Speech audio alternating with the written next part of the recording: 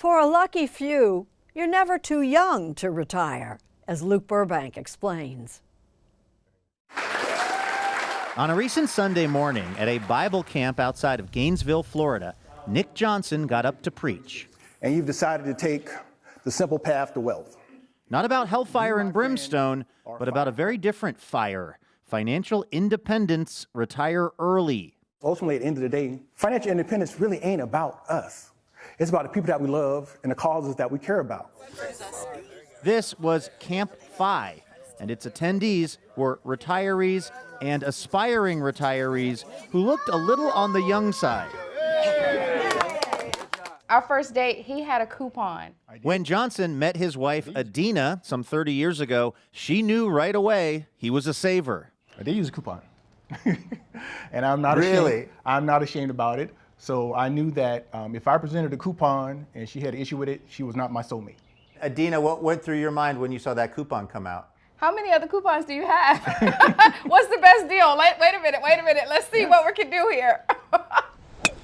Nik worked in software while Adena was in higher ed, and despite modest starting salaries, they managed to pay off their home and save $1.6 million by consuming less, saving more, and putting 300,000 miles on their beloved minivan, Big Red.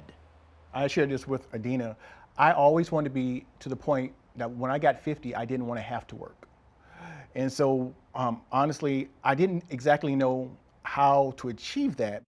Then one day during the pandemic, Nik was poking around on the internet and discovered the FIRE movement, which led him to Camp Phi, a group of hardcore savers and careful spenders who share tips, tricks, and philosophical discourse with basically one goal: to get out of the rat race.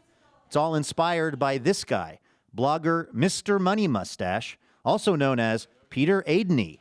American life is so inefficient, but we're all just kind of following each other, what each other does, and not realizing where all of this time and money is slipping through our hands.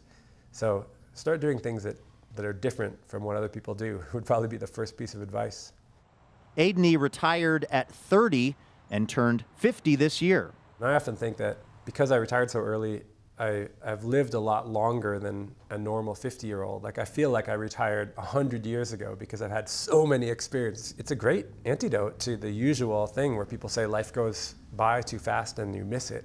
However, it doesn't solve your happiness problems. You know, one of my friends, who's also a blogger, says like he still had to confront some demons and some emotional issues, and taking away his job just exposed them more because he could no longer distract himself from them. The key to saving for retirement, according to Adinah, is to figure out what's important to you and trim your spending everywhere else.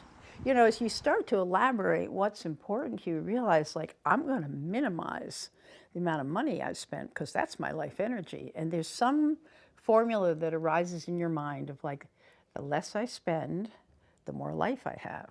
Vicki Robin is a sort of mythical figure in the FIRE movement. As the co-author of the 1992 personal finance book, Your Money or Your Life, with Joe Dominguez. Robin's philosophy is less about early retirement and more about asking what is enough, which differs for everyone, but the consensus of the FIRE movement is to retire, you have to save and invest 25 times your yearly expenses, and then live off a 4% drawdown each year. It's just, okay, how can I have enough for a life that's really happy but no excess, so that I can liberate my time to do what I find I'm called to do, what I care to do. And you know, that evolves over time. I have a little phrase that I've said, I buy my freedom with my frugality every day. A frugality Nik and Adinah Johnson say they are now reaping the rewards from, along with their 3 children. A life less defined by the stuff they possess and more by the freedom they enjoy.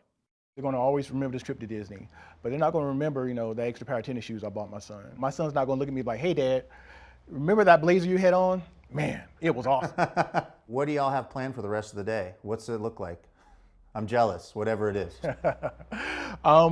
What is it, Mama? Well, I have to pick up the kids, and then I have to take my son to football practice, and then whatever grocery shopping I may have needed to do while I was doing this interview, I need to go ahead and get some of that grocery shopping done. Doesn't sound like she needs my help for any of that. I'll probably go play golf. Seems like one of you is more retired than the other one. Hey, you know.